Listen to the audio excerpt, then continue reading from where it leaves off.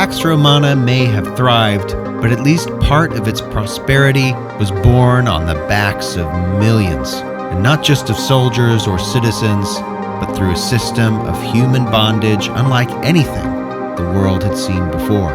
In this episode, I want to delve into a darker side of Roman society and the so-called prosperity of the Pax Romana. We'll look at the institution of Roman slavery. How did it function? From the brutal realities of capture and sale to the potential, although limited, paths to freedom for slaves. As we'll see pretty early, slavery for the Romans was not really about economics. Why then did the Romans insist on having such a large portion of their society enslaved? We'll talk about it on this episode of the Pax Romana podcast.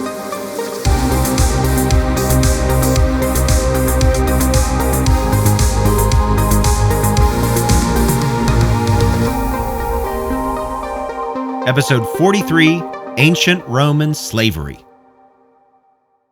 Something that we see over and over again in Roman culture is an obsession with identifying and differentiating the boundaries between different groups of people in the Roman world. Roman slavery was very much embedded in this aspect of Roman culture.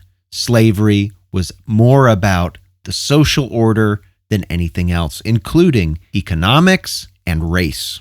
That's not to say that the Romans did not think about the economics and even the racial aspects of slavery, but just that these ideas were subordinate to broader notions about social status and defining people into neat categories. For the whole of Roman imperial history, slavery itself was not questioned. It was as fundamental to the Roman experience as something like war and conquest. And indeed, there are some that believe that slavery in the Roman world had its origins in war. The word for slaves, servus, is quite similar to the word servatus. Servatus is one who is spared or one who is saved. This goes back to fundamental ideas about war. When the Romans conquered an enemy city, everyone in that city was at the mercy of the conqueror. And so anyone who was spared was in effect saved from death by their captors, who justly could have massacred the entire population. Those people should have been dead, but instead they've been saved. And so this new status of being spared from death made them something in between alive and dead. They were in a kind of purgatory. They weren't dead like a thing without life, but neither were they fully human because they owed their life so thoroughly to their conquerors. And so we see slaves being treated in Roman sources almost like animals in some ways. When I teach my university students about Roman slavery, I like to begin with a quotation from the Greek physician Galen, who lived in the Roman Empire in the middle of the 2nd century AD. It's a fascinating comment. This is the story that he tells. Quote, "When I was a young man, I imposed upon myself an injunction which I've observed throughout my whole life, namely, never to strike any slave of my household with my hand. My father practiced this same restraint. Many were the friends he reproved when they had bruised a tendon while striking their slaves in the teeth. They could have waited a little while, he said, and used a rod or whip to inflict as many blows as they wished, and to accomplish the act with reflection. Other men, however, not only strike with their fists, but kick and gouge out the eyes and stab with a stylus when they happen to have one in their hands. I saw a man in his anger strike a slave in the eye with a reed pen." That's the Greek physician Galen. What is he saying? He's saying you should be careful when you strike your slave, not because the slave is a full human being that feels pain and should be respected as human, but because you might hurt yourself. He goes on describing human attributes in the slaves: teeth, eyes, real human bodies. And yet these are just things to injure yourself on. And so that's why you shouldn't strike your slave. You should be a more temperate person. And when you beat your slave, you should do it while not in a state of uncontrolled anger. good behavior towards slaves says more about the slave owner than it does about the dignity and humanity about slaves. And so what we see in Roman sources is the assumption that slavery is perfectly natural. The Romans can't imagine life without slaves. So as they write about farming, about manufacturing, about mining, sometimes the slaves aren't even mentioned. They're just there in the invisible spaces between the words, silent machines that plant crops and water them and pick them and make the pottery that ships them. Because Romans just take slaves for granted, they don't really count them, and we have no idea how many slaves existed in the Roman Empire at any given time. We don't know the percentage of the population that were enslaved. There's a passing reference in one of Galen's works where he says that 1/3 of his home city of Pergamum in Asia Minor were slaves. But of course, where did he get that number from? We don't really know.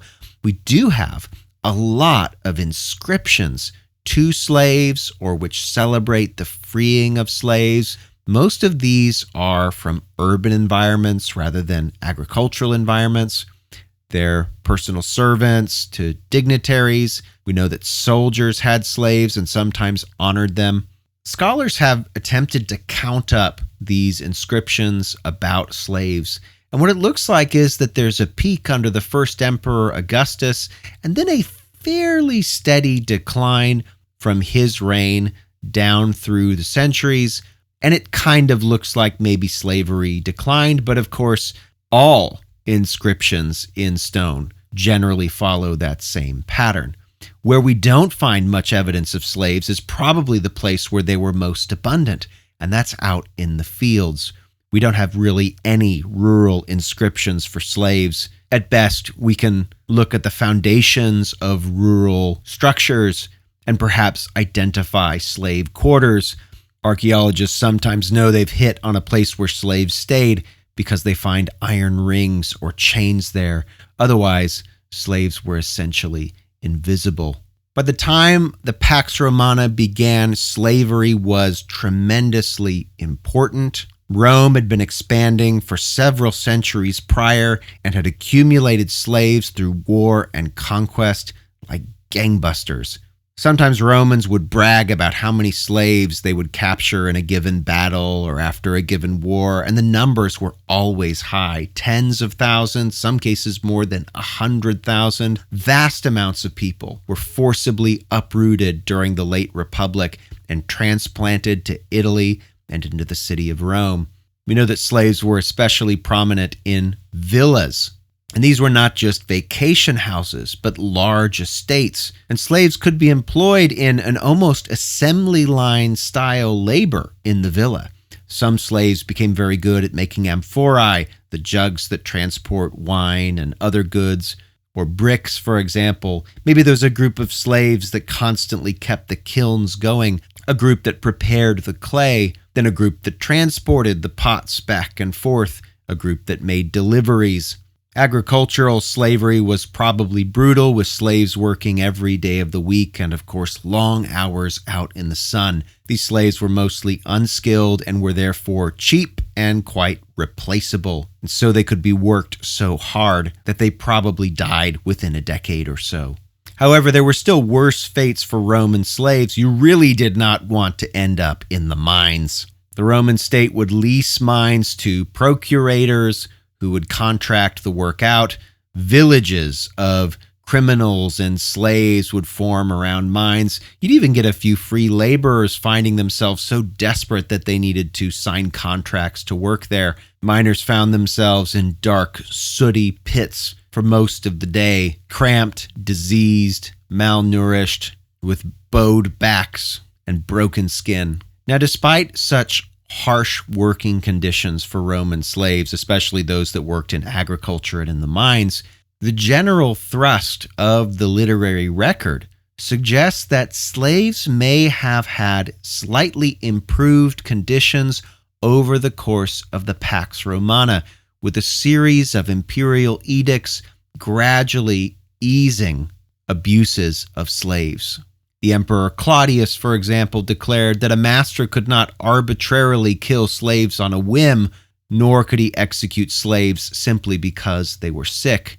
Vespasian passed a law that prohibited slaves being sold directly into prostitution. Domitian banned the castration of slaves just for the purpose of selling them.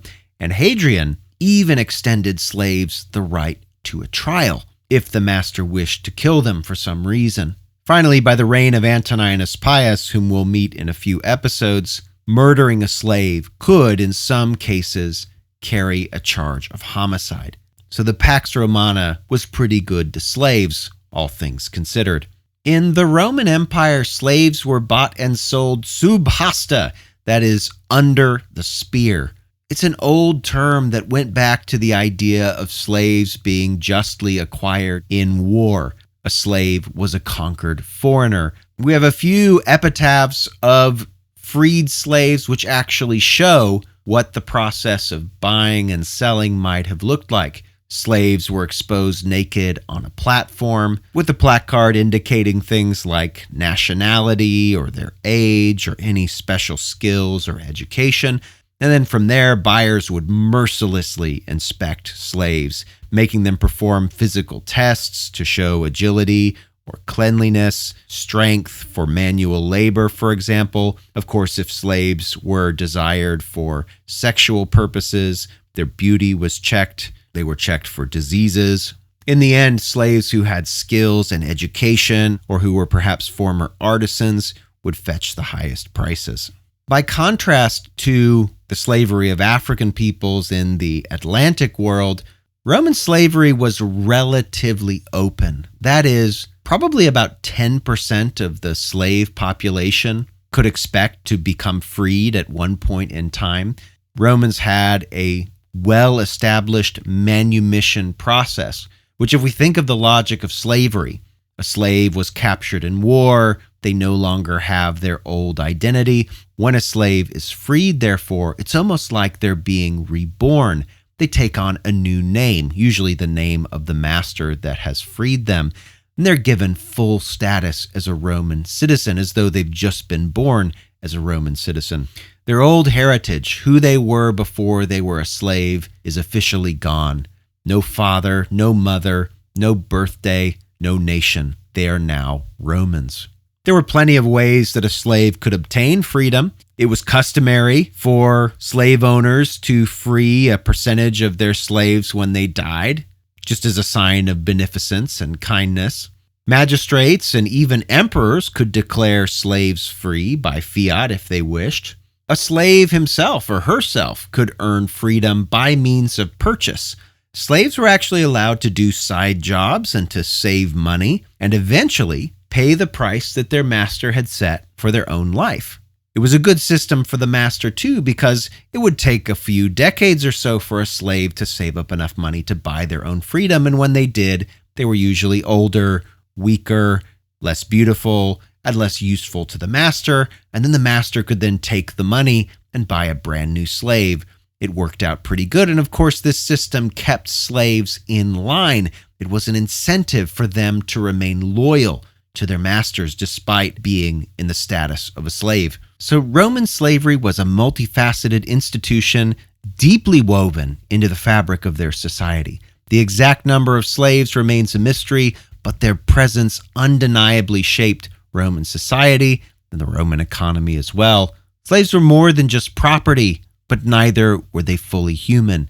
And we see brutality in the system, especially in the mines and in the fields. But the legal reforms that survive in our sources suggest that at least some Romans saw a contradiction between their view of themselves as a force of civilization on the one hand, and yet the treatment of slaves as little more than animals on the other. And in the Roman system of slavery, there were opportunities to earn freedom, although with a social stigma that endured for generations.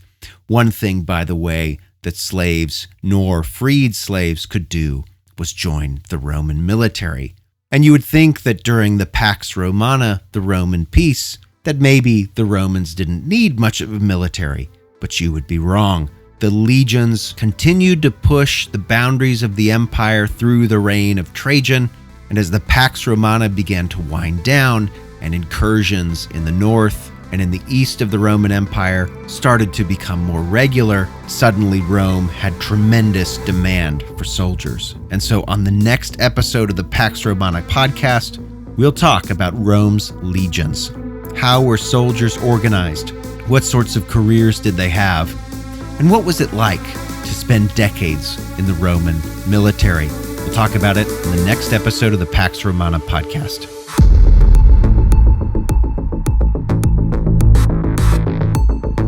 Thanks for listening to the Pax Romana podcast. For more information, including a list of primary sources and further reading, check the show notes. Music by Red Productions and Exocor. Follow Dr. Colin Elliott on X at ProfCPE or email colin@paxromanapodcast.com. Listen to more episodes on Spotify, Apple Podcasts, or just about anywhere podcasts are available. Stay tuned for the next episode of the Pax Romana podcast.